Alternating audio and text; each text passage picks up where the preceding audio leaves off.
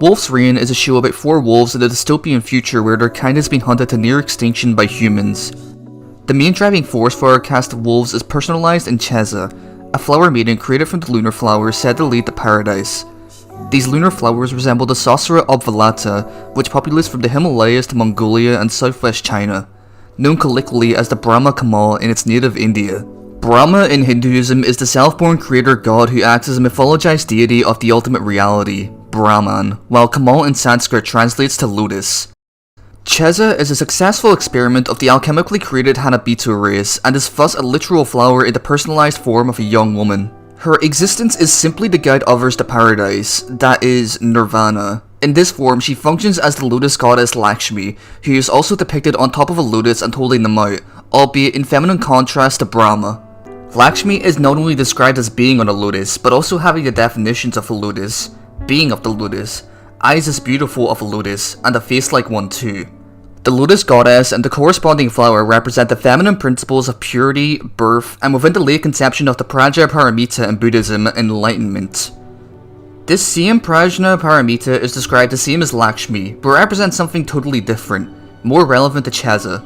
Unlike Lakshmi, who represents those earthly pleasures, Prajnaparamita, meaning enlightening wisdom, Prajna, that brings us to the other shore, becomes a spiritually feminine figure that exists as the Bodhisattva to selflessly bring all on earth to a transcendence beyond the world. In this same rite, Cheza is portrayed as a young woman showing her purity and acting wholly in an altruistic fashion to bring the wolves towards paradise. As a Hanabito, it is her sole purpose and she throws herself into sacrifice to ensure this occurs.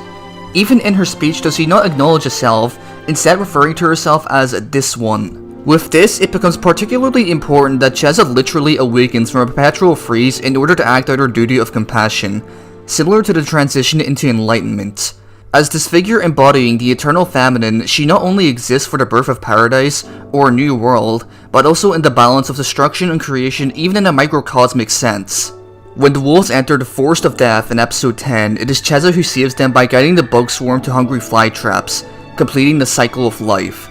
This symbolically goes along with her ability to heal the wounds of wolves and also put them to sleep, similar to the association of the lotus flower with the life cycle, and Lakshmi's status as the Shakti, the cosmic energy, of her husband Vishnu, who preserves the world through multiple avatars specific to the course of Earth's development across epochs. In the same role as Prajnaparamita, she preserves the world through upholding the cycle of creation and healing, yet she also epitomizes the extinction of the same world and also that of craving. Kiba is at his most content when he is among her, and to the others her induced sleep brings them dreams of their own paradise. At the end part of the story, they all die selflessly, reflecting an important trait of Buddhism that the thoughts and actions upon one's death factor considerably to their enlightenment. Cheza's manifestation in this era of the world becomes significantly illustrative of her standing, crafted just when it is reaching its end, much like the Kali Yuga or Last Age in Hindu-Buddhist foretelling. The nobles emblematically hold the position of rulers, abandoning their sacred duty and only seeking to dominate over those lower, in a constant craving that only continues to drive suffering. This is why they seek to take away paradise from the wolves, for, as the song goes, heaven is not enough. Alongside this, we see many earthquakes, some of which kill Chur and Hub.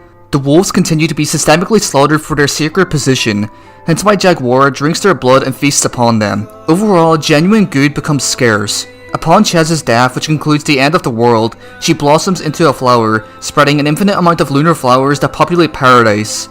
Indeed, destruction begets creation. Wolf's Reign through this comes to figure into a potent message of the seemingly endless process of enlightenment.